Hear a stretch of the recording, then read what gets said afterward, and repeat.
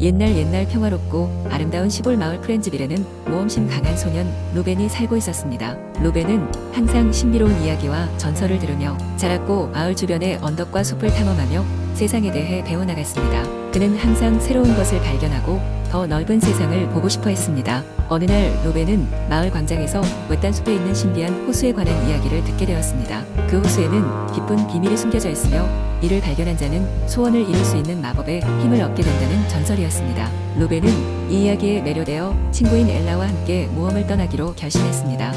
두 친구는 이른 아침 떠나 숲을 가로질러 길고 험난한 여행을 시작했습니다. 숲속은 무성한 나무와 다양한 생명체들로 가득 차 있었습니다.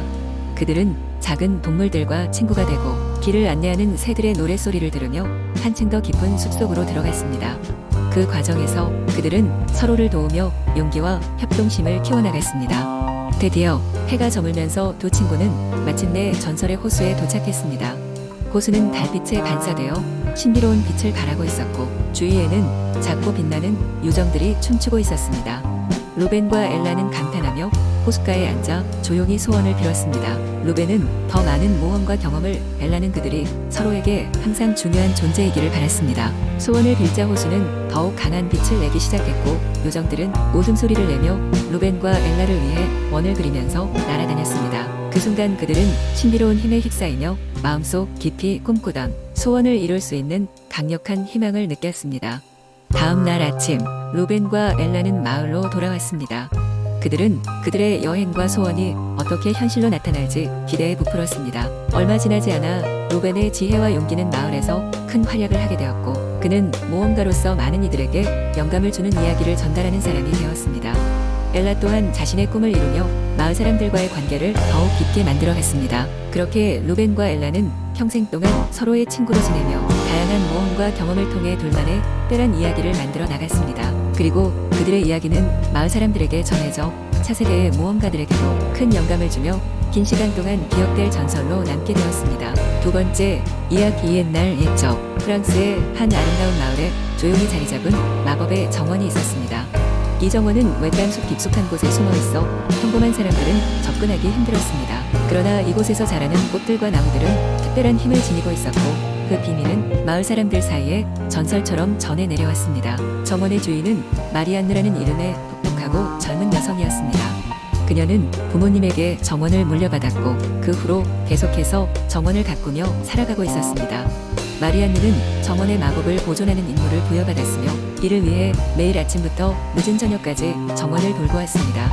마리안느는 특히 정원의 중앙에 있는 커다란 나무를 아꼈습니다. 전설에 따르면 이 나무는 마을에 평화와 번영을 가져다주는 신비로운 힘을 가지고 있었습니다. 마리안느는 이 나무에게 자주 말을 걸며 나무가 들려주는 옛 이야기들을 들으며 시간을 보냈습니다. 이는 마을에서 가장 신비로운 이야기들이었으며 아무에게나 들려주지 않는 것이었습니다. 어느 날 마을에는 젊은 여행자가 찾아왔습니다. 그의 이름은 자크였고 그는 세상을 돌아다니며 다양한 문화를 경험하고 싶어하는 탐험가였습니다. 자크는 정원의 전설을 듣고 그것을 눈으로 확인해보기 위해 숲을 헤쳐 정원을 찾아왔습니다. 처음에는 마리안느는 자크를 경계했습니다. 정원의 비밀을 외부인과 공유하는 것은 위험할 수 있다고 생각했기 때문입니다.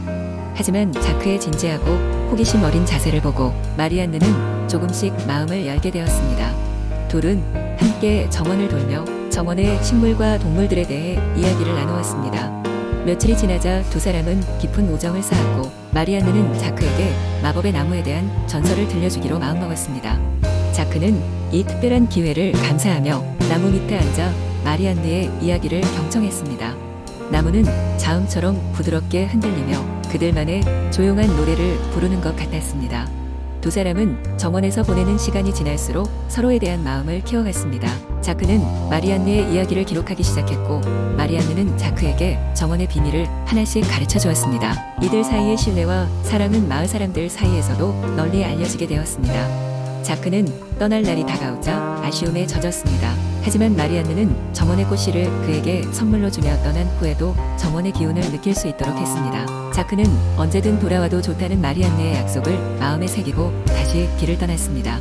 그는 여행하는 동안 마법의 정원에서 겪은 이야기와 그 속의 마법을 많은 사람들에게 전하였습니다. 시간이 흐른 뒤 자크는 다시 프랑스로 돌아와 마리안느를 찾았습니다. 두 사람은 마르세유에서 만나 함께 새로운 삶을 시작했고 그들의 이야기는 세대가 지나도 사람들의 마음속에 잊지 못할 전설로 남게 되었습니다. 그리고 그들의 사랑은 정원의 마법처럼 언제나 꽃을 피웠답니다.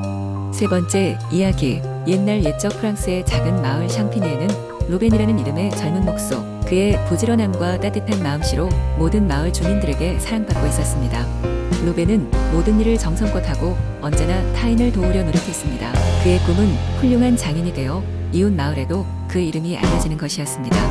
어느 날 루벤은 마을 외곽의 숲에서 나무를 베고 있었습니다. 갑자기 숲 깊은 곳에서 은은한 음악 소리가 들리기 시작했는데 소리는 마치 바람에 실린 아름다운 선율처럼 루벤의 귀를 사로잡았습니다.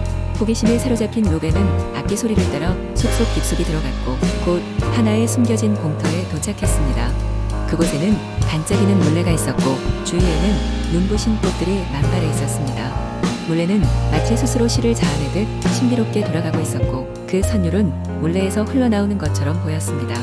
루벤은 너무나도 아름다운 광경에 넋이 나갔고 자연스럽게 그 물레를 가까이서 보기 위해 다가갔습니다. 바로 그때 공터의 한쪽에서 머리가 하얀 노파가 나타났습니다. 그녀는 손짓하며 루벤에게 다가오더니 말했습니다. 이 물레는 평범한 물레가 아니란다.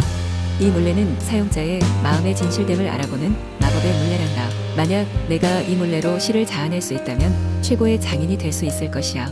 노파의 말을 듣고 루벤은 마법의 물레를 만질 수 있을지 모르는 불안감도 있었지만 자신의 진심이 마법의 시험을 통과할 수 있다고 믿고 물레 앞에 섰습니다.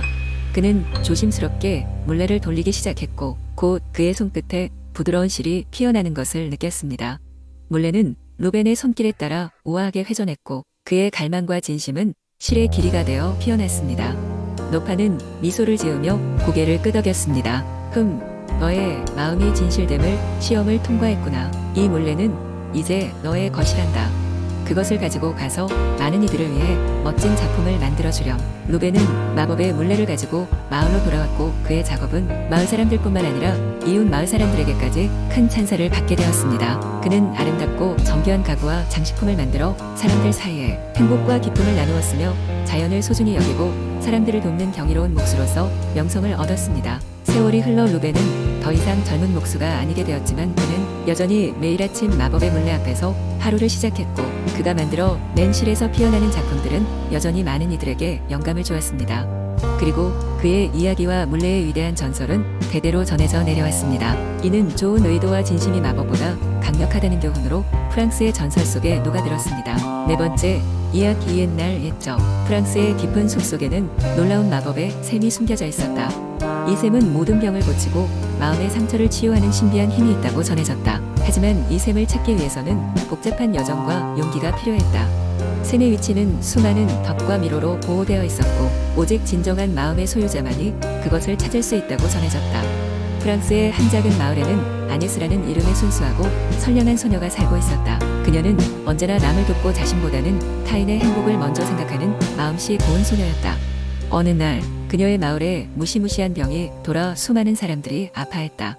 아네스는 마법의 샘에 대한 전설을 떠올리며 마을 사람들을 돕기 위해 샘을 찾아 나서기로 결심했다. 아네스는 숲의 가장자리에 도착하여 어디로 가야 할지 막막했지만 그녀의 아름다운 마음이 길을 열어줄 것이라 믿었다. 그녀는 숲 안으로 조심스럽게 발을 내디뎠다. 숲은 점점 깊고 어두워졌으며 방향 감각을 잃지 않기 위해 나뭇가지에 작은 리본을 묶으며 길을 표시했다. 숲속에 들어서자마자 그녀는 다양한 동물들과 마주쳤다. 족제비는 빠른 속도로 그녀 앞을 가로질렀고 솔개는 머리 위에서 맴돌았다. 아네스는 동물들과 눈길을 마주치며 미소를 지었다. 그러자 그들은 길을 안내하듯 그녀를 비쫓기 시작했고 아네스는 동물들을 따라 그녀의 여정을 이어갔다. 숲속 깊은 곳에는 거대한 호수와 그 속 작은 섬이 있었다. 전설에 따르면 마법의 샘은 그 섬 한가운데 숨겨져 있었다. 하지만 그곳에 이르기 위해서는 위험한 강을 건너야 했다. 운 좋게도 아네스의 친절한 면모를 본 냇가의 뱀장어들이 그녀를 도와 강을 건널 다리를 만들어 주었다. 아네스는 두려움을 떨쳐내고 신중하게 뱀장어 다리를 건너섰다.